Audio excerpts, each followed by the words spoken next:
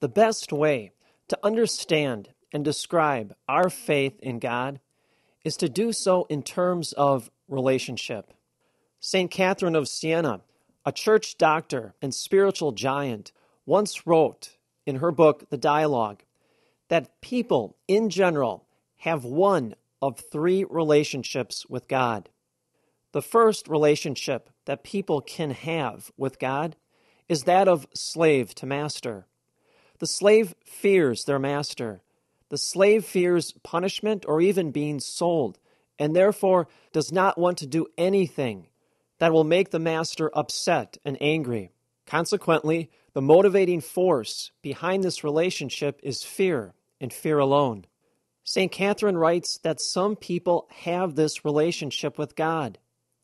Some people are very religious. They attend Mass on a regular basis. They pray often because they fear God.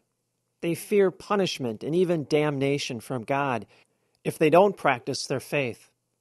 The motivating force behind this relationship is fear, and fear alone. But God does not want this type of relationship with us. God knows if we truly have a relationship that is motivated out of fear for Him, then that relationship will never grow, never deepen, never blossom. There's no way a relationship can be life-giving if it is based out of fear.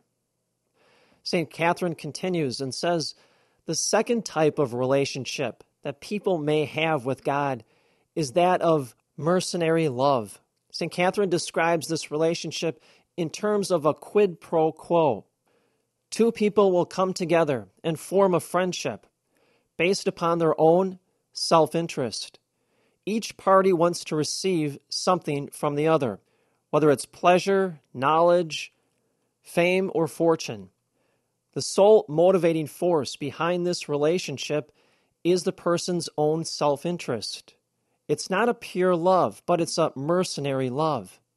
Neither wants to harm the other, but instead they approach the relationship with the attitude of, I will do this if you will do that for me. St. Catherine tells us that some people have this type of mercenary love relationship with God. People will say to God, God, I will be faithful to you. I will attend Mass. I will follow the commandments. I will pray, provided that now you bless me. You bless me with a successful career, a good husband or wife, a good family, a prosperous life. I will do all these things for you, provided that you now, in return, bless me and my life. This can be very dangerous because God does not operate in these terms. God doesn't always answer our prayers when or how we want them to be answered, nor do we truly understand God's ways.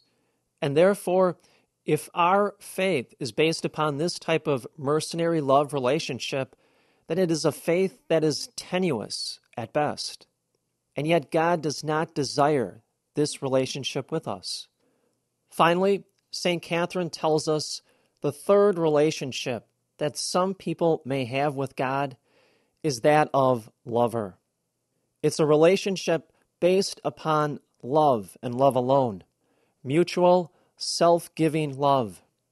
The lovers gaze upon one another and say to each other, my life is based upon your love that I receive from you and the love that I give to you. And therefore, the motivating force behind this relationship is love, pure, self-giving, mutual love. I think this beautiful picture of Mother Teresa can be considered an icon of exactly the lover relationship that God desires for each and every one of us. That's why Jesus in the Gospels always quotes from the prophet Hosea, in which he says, it is love I desire and not sacrifice. This is the relationship that God desires for each and every one of us, because God knows if our relationship is based upon love and love alone for God and God's love for us, then it will always broaden, deepen, and grow, Better yet, it is this type of relationship that is life-giving and nurturing for us all. Furthermore, the grace that we receive from this type of a relationship now spills over and touches all the people that we come into contact with in our daily lives. We become now a living reflection of God's love in this world. What we have to understand is when God loves us and we return love to God, then the grace from that relationship spills over. It not only fills us up, but it flows over. And now that loving relationship that we have with God now touches all the people that we come into contact with each and every day of our life. In describing these three relationships, I think St. Catherine of Siena is giving us a wonderful spiritual exercise to reflect upon what type of relationship do we truly have with God.